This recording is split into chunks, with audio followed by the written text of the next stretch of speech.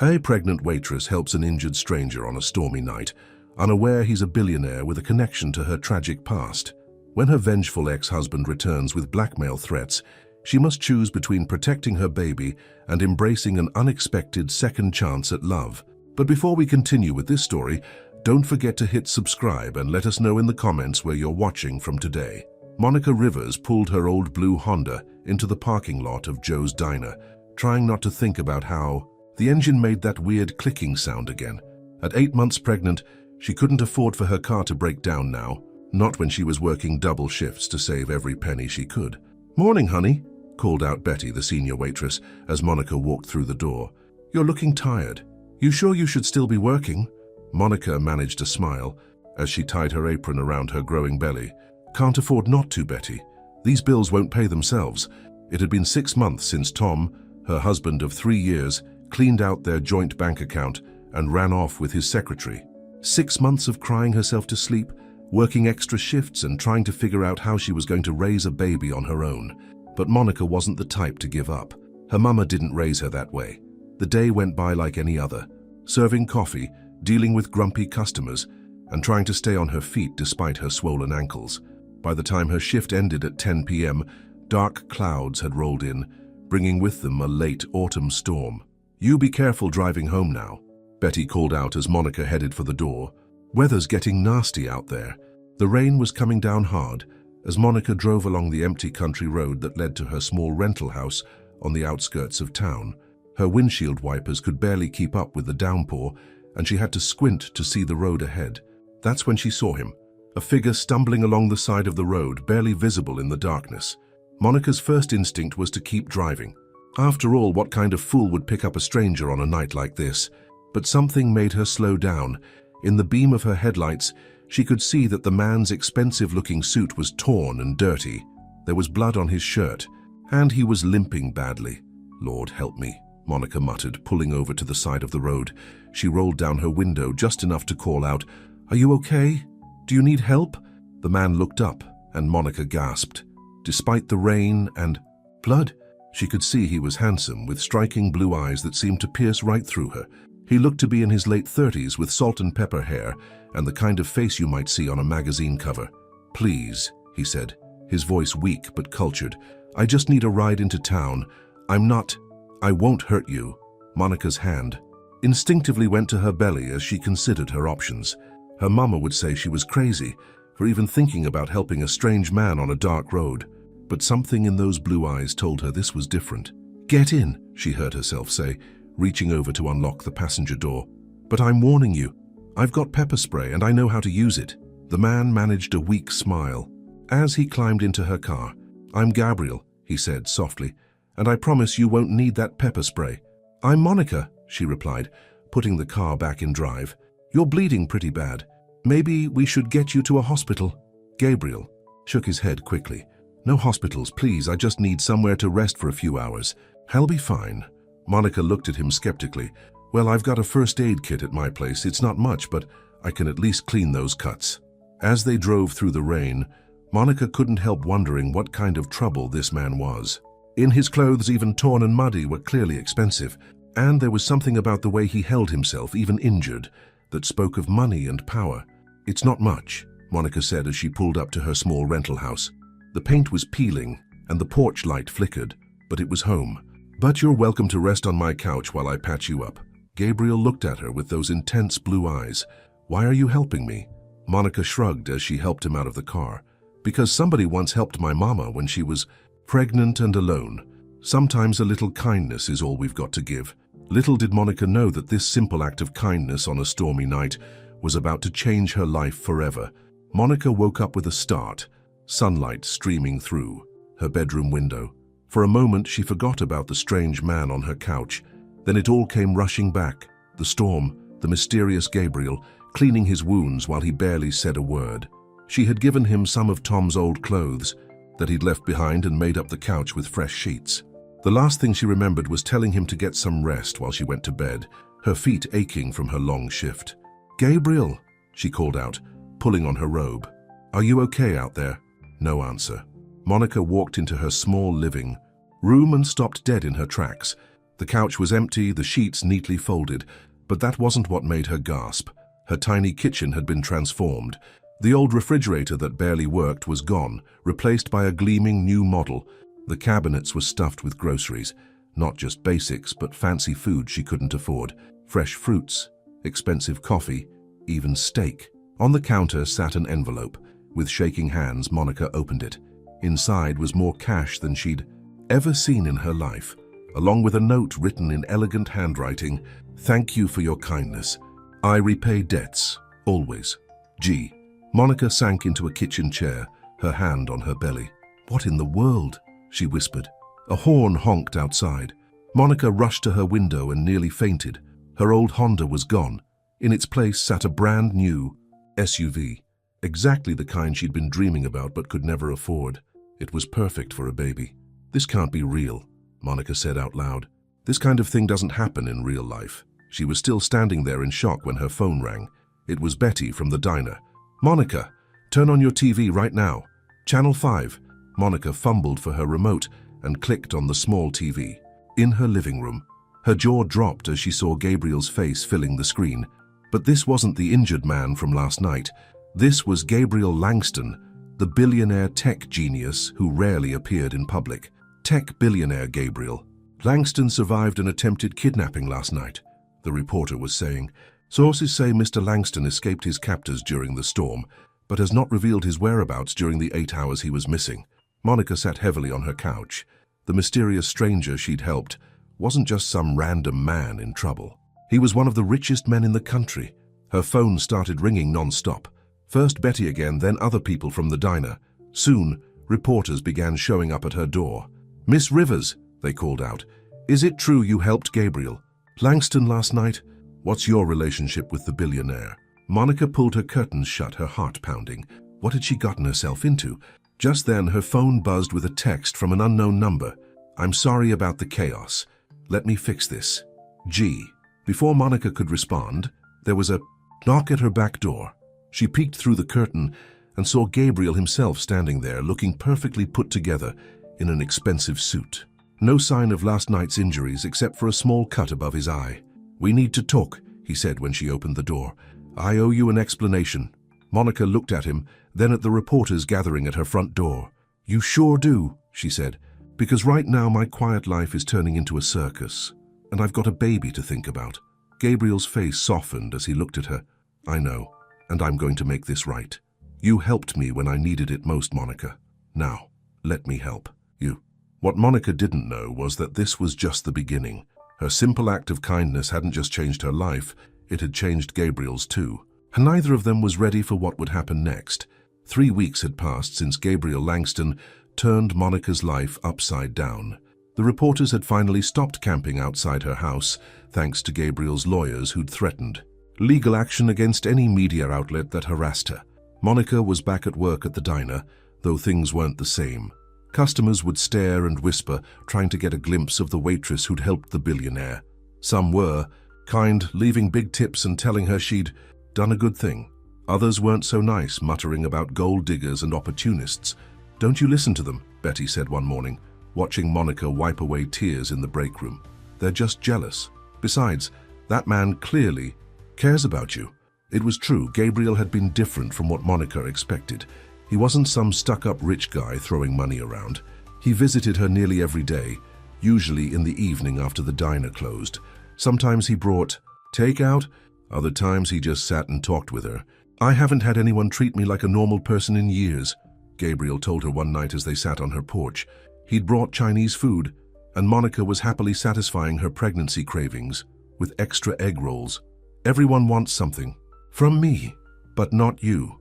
You helped me without knowing who I was." Monica looked at him sideways. "Well, I'm not so sure I would have let you in my car if I'd known you were a famous billionaire. Might have thought you were crazy." Gabriel laughed, a rich sound that made Monica's heart skip a beat, but she pushed that feeling away. She couldn't afford to fall for another man, especially not one like Gabriel Langston. "My board of directors is furious with me," Gabriel said, his voice turning serious. "They think I'm crazy for spending time here. Say it's bad for the company's image." Monica's heart sank. Maybe they're right. You don't need this kind of drama in your life. "Stop that," Gabriel said firmly. For the first time in years, I feel like myself again. Besides, he added with a smile, someone needs to make sure you're taking care of yourself and this little one. He nodded toward her belly. Just then, Monica's phone buzzed. She looked at it and her face went pale. "What's wrong?" Gabriel asked, immediately concerned. "It's Tom," Monica whispered. "My ex. He's seen the news stories, says he's coming back to town." Gabriel's face hardened. "The same Tom who cleaned out your bank account and abandoned you when you were pregnant?" Monica nodded, her hands shaking. He says now that I'm friends with a billionaire, maybe we can work things out." She let out a bitter laugh. 6 months of nothing. Not even a phone call to check if his baby was okay. Now suddenly he wants to talk. Gabriel stood up, pacing the small porch. "Let me handle this. One phone call and he'll never bother you again." "No," Monica said firmly. "I need to deal with this myself. I can't depend on you to solve all my problems." Gabriel knelt in front of her chair, taking her hands in his. "Monica, you're the strongest person I know. You've survived everything life has thrown at you, but you don't have to face everything alone anymore." Monica looked into those blue eyes that had haunted her dreams since that rainy night. "Why do you care so much?" "Because," Gabriel said softly, "that night in the rain you saved more than just my life. You saved my faith in humanity. And every day since then, you've shown me what real strength looks like." Before Monica could respond, she felt a sharp kick in her belly. Without thinking, she grabbed Gabriel's hand and placed it where the baby was moving. Gabriel's eyes widened in wonder as he felt the baby kick. For a moment, they sat there in silence, connected by this small miracle, but their peaceful moment was about to be shattered, because Tom wasn't just coming back to talk, he had a plan. And he wasn't the only one who saw an opportunity in Monica's connection to Gabriel Langston. The simple life Monica had worked so hard to build was about to become even more complicated, and her growing feelings for Gabriel would be tested in ways she never expected. Tom Rivers walked into Joe's diner like he owned the place. Monica was serving coffee to the breakfast crowd when she heard Betty gasp. She turned around and there he was, her ex-husband, looking exactly like she remembered. Same charming smile, same perfectly styled hair, same expensive clothes bought with money he'd stolen from their joint account. "Hello, beautiful," Tom said, sliding onto a stool at the counter. "Miss me?" Monica's hands shook as she set down the coffee pot. "What are you doing here, Tom? Can't a man check on his wife and baby?" Tom's smile didn't reach his eyes. "We are still technically married, you know. Never filed those divorce papers." Betty stepped between them. "You need to leave, Tom. Monica doesn't want you."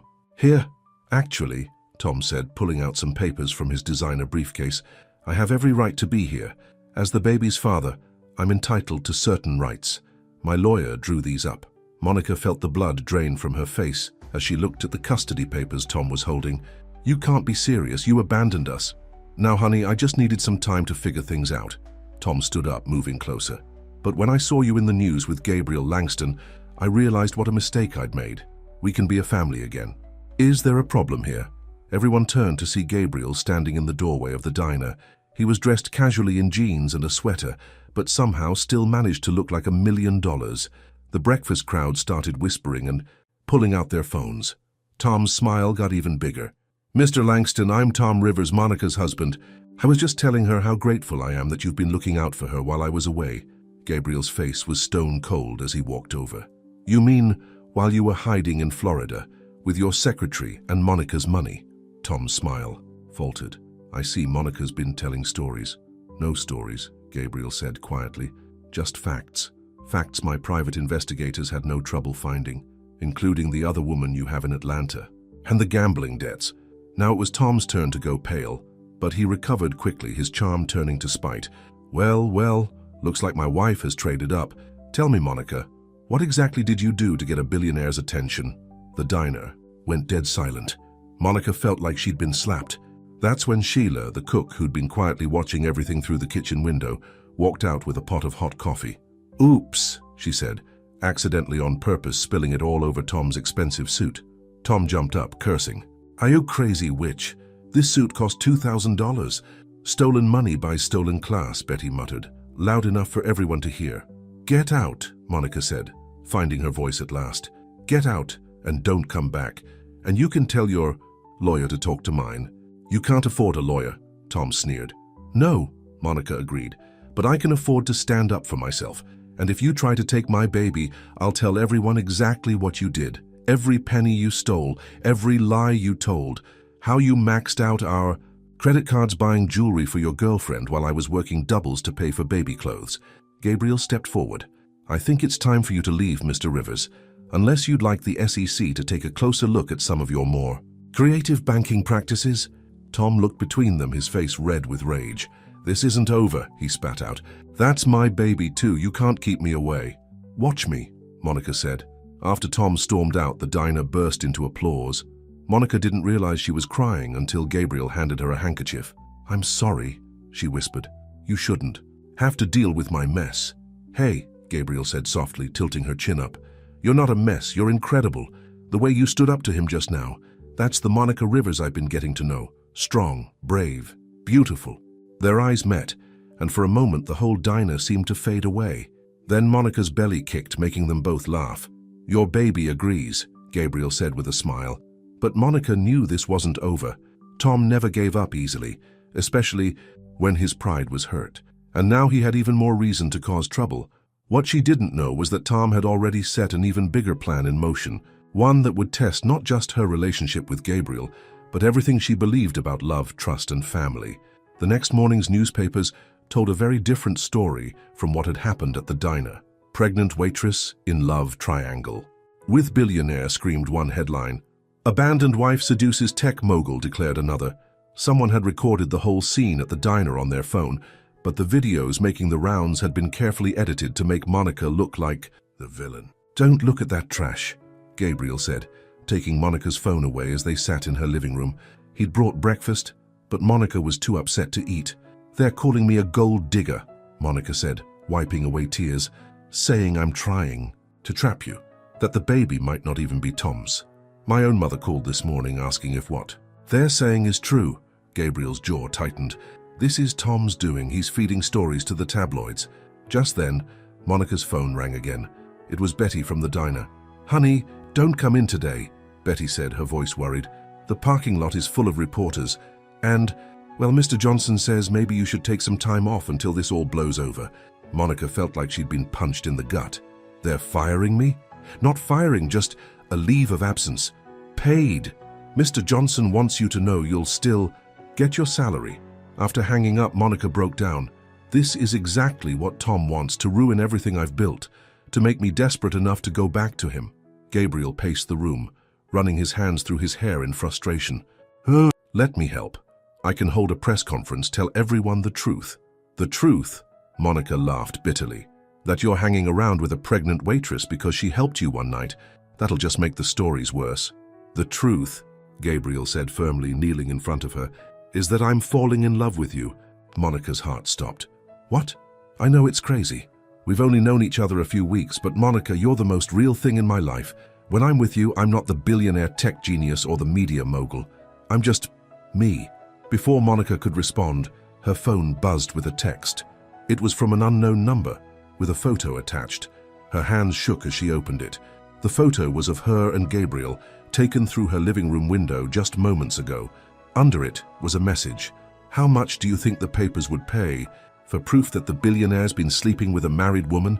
Back off or everyone sees these. He's having me watched, Monica whispered, showing Gabriel the phone. Gabriel's face darkened with anger. That's it. I'm calling my security team. We'll have you moved to my penthouse where it's safe. No. Monica stood up, protective hands on her belly. Don't you see? That's exactly what Tom wants.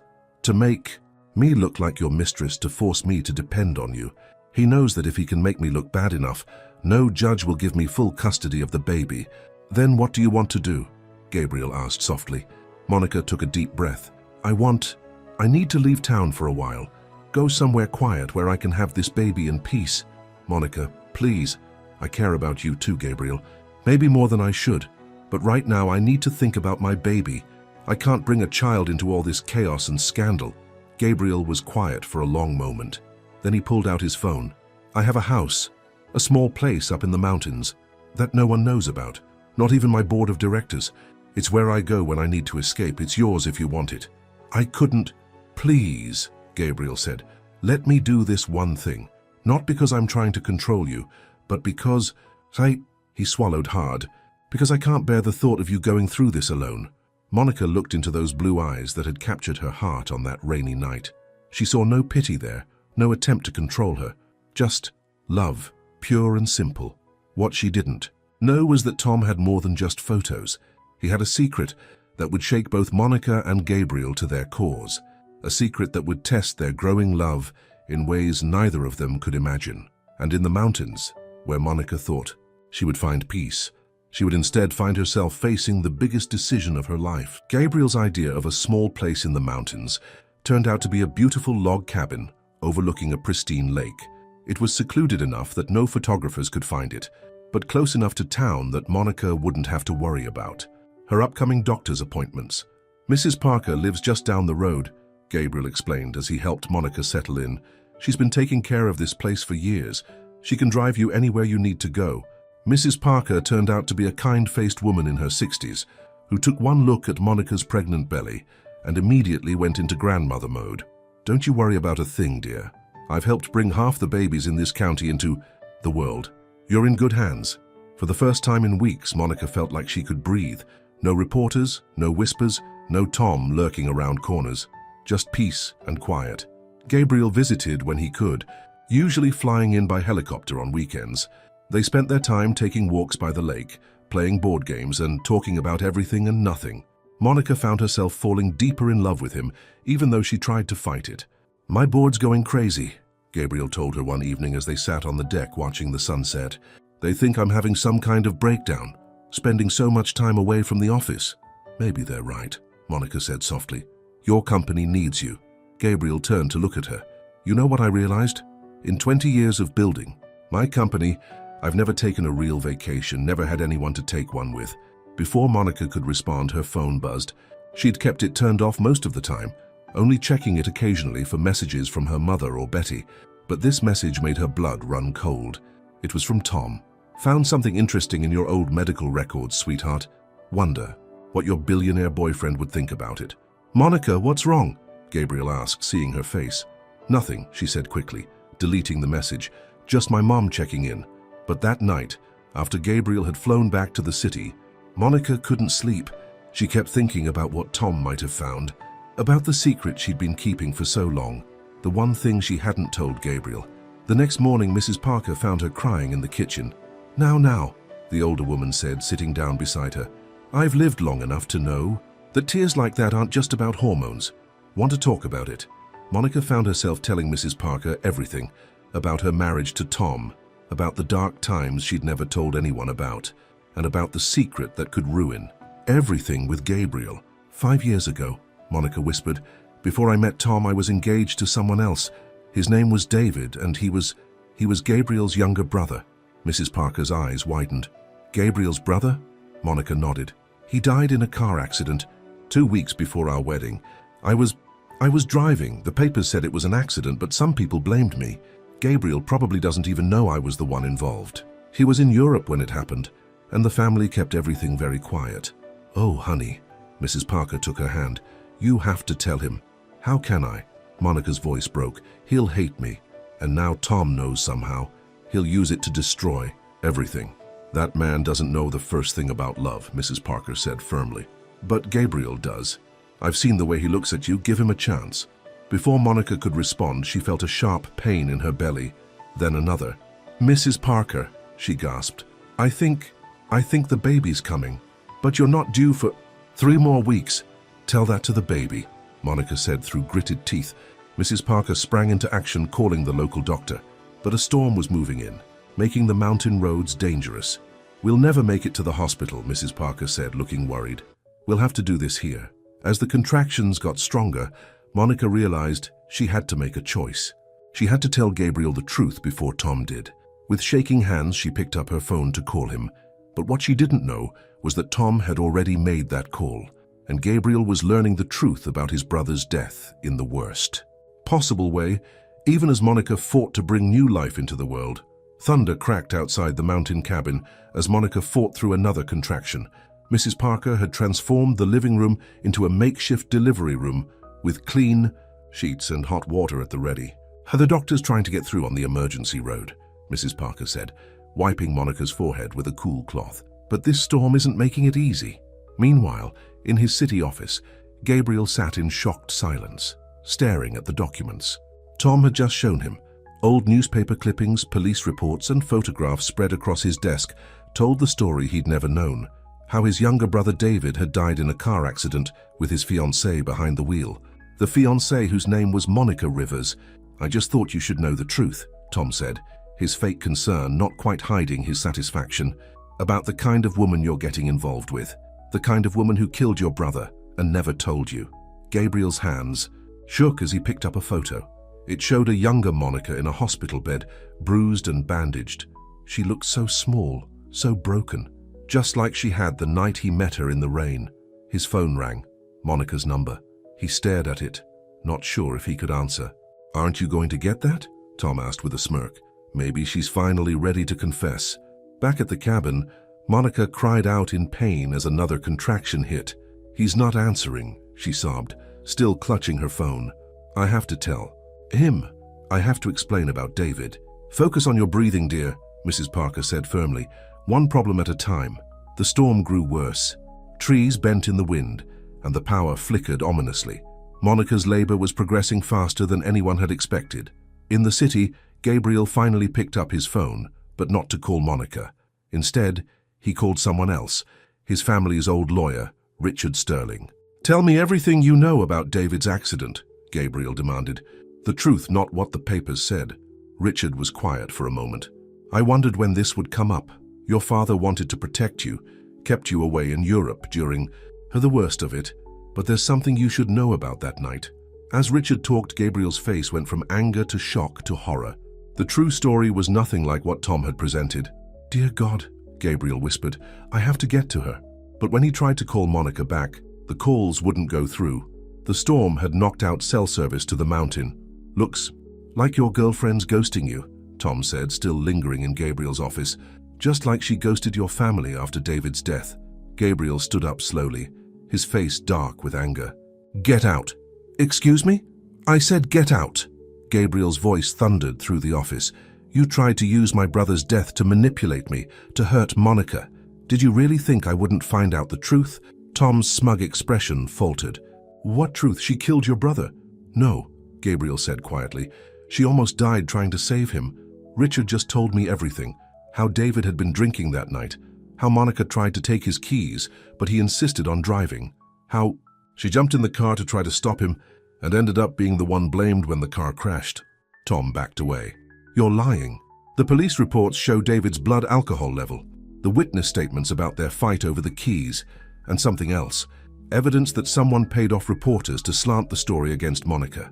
Someone who worked for my father's company." Gabriel's eyes narrowed. "Someone who's been waiting 5 years to use this information. How long have you known, Tom? How long have you been planning to use this against her?" Before Tom could answer, Gabriel's assistant burst in. "Sir, there's an emergency call from the mountains. It's about Monica." Gabriel's heart stopped. "What's wrong?" "She's in labor, sir, but the storm, they can't get a doctor up there. The emergency helicopter can't fly in this weather." Gabriel looked at the storm raging outside his office windows, then at Tom's now pale face, then at the scattered documents about his brother's death. In that moment, he knew exactly what he had to do. But could he get to Monica in time? And would she ever forgive him for doubting her, even for a moment? "I can't seriously be thinking of driving up there in this storm," Tom said, watching Gabriel grab his coat. "You'll kill yourself." Gabriel turned to him with cold eyes. "Like you care. You're just afraid I'll get there in time to tell Monica the truth about how you've been planning this for years." "I don't know what you're talking about," Tom stammered, but his face had gone pale. "Really? Then why did Richard find payments from you to a reporter from 5 years ago? The same reporter who wrote those stories blaming Monica for David's death?" Gabriel stepped closer. "You knew about her connection to my family before you even married her, didn't you?" Tom backed away. "You can't prove anything." "Actually, I can. Richard's sending everything to the police right now. Your long game just backfired, Tom." Leaving Tom sputtering in his office, Gabriel rushed to the elevator. His assistant ran after him with a stack of papers. "Sir, the board meeting. The merger papers need your signature today. The company will survive without my signature for a few hours," Gabriel said, hitting the lobby button. "Monica might not. Meanwhile, at the cabin, Monica was fighting through the hardest contractions yet. The power had gone out, leaving them with only battery-powered lanterns for light. The babies. "Coming too fast," Mrs. Parker said, trying to hide her worry. "And she's running a fever." Monica gripped the older woman's hand. Tell me about when you had your children." Mrs. Parker understood what Monica was doing, trying to distract herself from the pain and fear. "Well, my Jimmy was born on a night just like this. Middle of a storm, no doctor in sight. My husband was away on business, so it was just me and my neighbor Martha." On the mountain road, Gabriel gripped his steering wheel as his four-wheel drive fought through the wind and rain. He'd already had 3 near misses with fallen trees. His phone was useless, no signal up here. All he could think about was Monica, alone and scared, probably thinking he had abandoned her after learning about David. "I'm coming," he whispered. "Just hold on." Back at the cabin, Monica's fever was getting worse. She drifted in and out of consciousness, memories mixing with reality. "David," she mumbled. "I'm sorry. I tried to stop you." "Shh," Mrs. Parker soothed, pressing a cool cloth to her forehead. "Save your strength. Tell Gabriel." Monica's eyes fluttered. "Tell him I never stopped feeling guilty. That's why I never told him. Couldn't bear to see the same hate in his eyes that I saw in their father's." "You can tell him yourself," Mrs. Parker said firmly. "He'll be here." But privately, she was getting seriously worried. Monica's blood pressure was too high, and the baby's heartbeat, which she could feel with her experienced hands, seemed irregular. Suddenly, there was a loud crash outside. For a moment, Mrs. Parker thought it was just more thunder. Then she heard someone pounding on the door. "Monica!" Gabriel's voice carried through the storm. "Monica, I'm here!" Mrs. Parker rushed to let him in. Gabriel stood there soaking wet, a small cut on his forehead where a tree branch had caught him. "Thank God," Mrs. Parker said, pulling him inside. "She needs you." Gabriel ran to Monica's side, taking her burning hot hand in his. "Monica, baby, can you hear me?" Monica's eyes opened slightly. "Gabriel, I'm so sorry about David." "No," Gabriel said firmly, kissing her hand. "I'm the one who's sorry. I know the truth now about everything. About how brave you were that night, trying to save him. About how Tom used it against you. You don't hate me? I could never hate you. You're the best thing that's ever happened to me. Now we're going to get through this together." "Okay." Monica managed a weak smile before another contraction hit. This one was different. Monica screamed in pain, and Mrs. Parker's face went white. "Something's wrong," the older woman said. "The baby's in distress. We need a doctor now." Gabriel looked at Monica's pale face, then at the storm outside. He had finally found her, finally told her the truth. He couldn't lose her now. What he didn't know was that help was already on the way, from the last person anyone would have expected. The wind howled outside the cabin as Monica fought through another devastating contraction. Gabriel held her hand while Mrs. Parker moved efficiently around them, doing everything she could with their limited supplies. "We need to get her to a hospital," Mrs. Parker said, her voice tight with worry. "The baby's heartbeat is getting weaker." Suddenly, they heard the sound of an engine outside. A moment later, someone was pounding on the door. "Police! Open up!" Gabriel rushed to the door. There, standing in the rain, was Betty from the diner, accompanied by 2 police officers, and most importantly, a doctor. "Betty," Gabriel gasped. "How did you—" "No time for explanations," Betty said, pushing past him. "This baby's coming now." The doctor, a young woman named Dr. Sarah Chen, quickly took charge of the situation. "I'm going to need hot water, clean towels, and everyone who's not directly helping to clear the room." As the police officers helped set up emergency lighting and medical equipment they'd brought, Betty explained what had happened. Tom came to the diner, drunk and ranting about how his plan had failed, said he'd been plotting this for years, how he'd married Monica because he knew about her. "Connection to your family." Betty's eyes flashed with anger. He thought he was being clever, but he didn't realize Sheila was recording everything on her phone. "The minute he left, we took it to the police." "That's not all," one of the police officers added. "Once we started digging, we found evidence that Mr. Rivers had been embezzling money from his previous employers. He's been running this same scheme for years, finding women with connections to wealthy families, marrying them, then trying to extort money. He's been arrested," the other officer said. "He won't be bothering Miss Rivers anymore." A scream from Monica cut through their conversation. Dr. Chen's face was serious as she examined her patient. "The baby's in distress, and Monica's blood Pressure is dangerously high. We need to act fast. She looked at Gabriel. There's a risk to both mother and child. I need someone to make medical decisions if Monica becomes unconscious. Gabriel started to speak, but Monica grabbed his hand. Wait, she gasped between contractions. Betty, my witness. Betty stepped forward, pulling out papers from her purse. Already taken care of, honey. Signed by a judge an hour ago. Your divorce from Tom is final. You're free. Monica managed a weak smile before another contraction hit. This one was different. Her whole body went rigid, and the monitors Dr. Chen had set up started beeping frantically. She's crashing, Dr. Chen shouted. I need everyone out except Mrs. Parker and Mr. Langston. The next few minutes were a blur of activity. Dr. Chen worked with focused intensity, giving rapid-fire instructions to Mrs. Parker, while Gabriel held Monica's hand, whispering words of encouragement. Stay with me, baby, he pleaded. We've come too far to lose you now. Monica's eyes fluttered open, finding his. Gabriel, if something happens, promise me. Nothing's going to happen, he said firmly. You're the strongest person I know, remember? You survived David's accident. You survived, Tom. You're going to survive this. But if I don't, Monica's voice was barely a whisper. Promise you'll tell our baby about everything, about that night in the rain, about how love can come when you least expect it. You can tell her yourself, Gabriel said, tears in his eyes, because I'm going to marry you, Monica Rivers, if you'll have me. Before Monica could respond, her body was seized by the strongest contraction yet. Dr. Chen's voice cut through everything. This is it. Push, Monica, push. What happened next would become part of local legend. How, in the middle of the worst storm in years, as thunder shook the mountains and lightning split the sky, a new life came into the world. How love and determination proved stronger than all the schemes and lies that had tried to destroy it. But most importantly, what happened next would change everything, not just for Monica and Gabriel, but for everyone who believed in second chances. 1 year later, the garden of Gabriel's mountain cabin was transformed with white flowers and twinkling lights. The same cabin that had witnessed so much drama now hosted a celebration of love and new beginnings. Mama! Mama!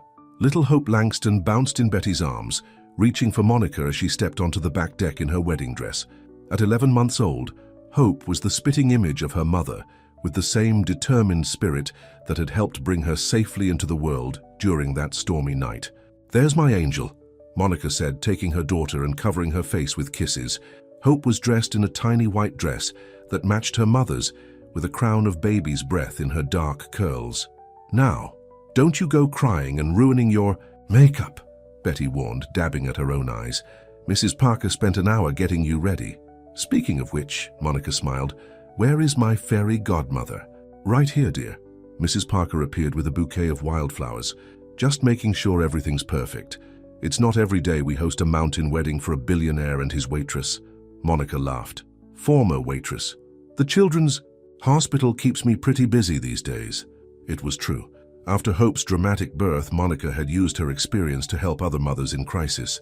With Gabriel's support, she'd started a foundation that provided medical care and support for single mothers and their children. The same doctor who had saved her and Hope's lives, Dr. Chen, now ran the medical program.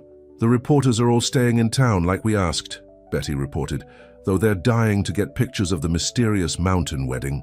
After everything that had happened, Monica and Gabriel had decided to keep their wedding small and private, just family and close friends, the people who had stood by them through the darkest times. Is he here?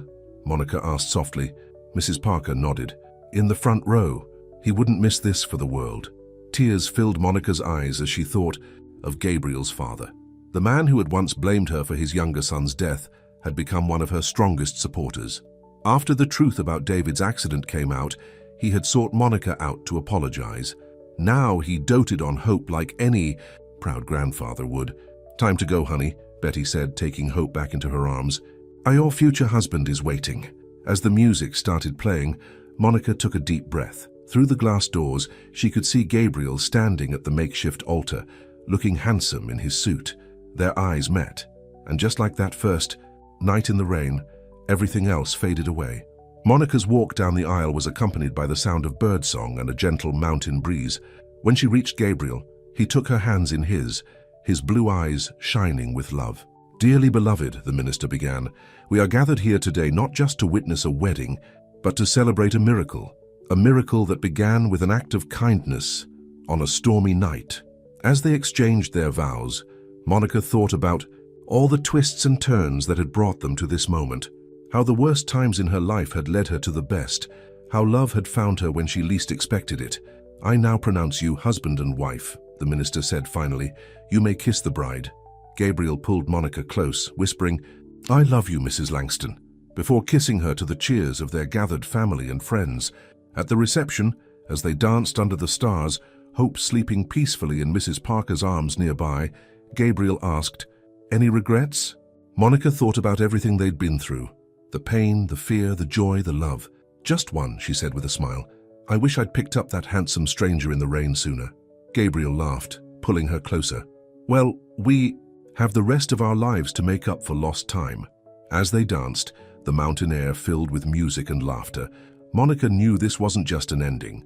It was a beginning built on kindness, strengthened by adversity, and blessed by love. And somewhere, she thought, David was smiling down on them, happy that his brother had finally found the same kind of love he had once known.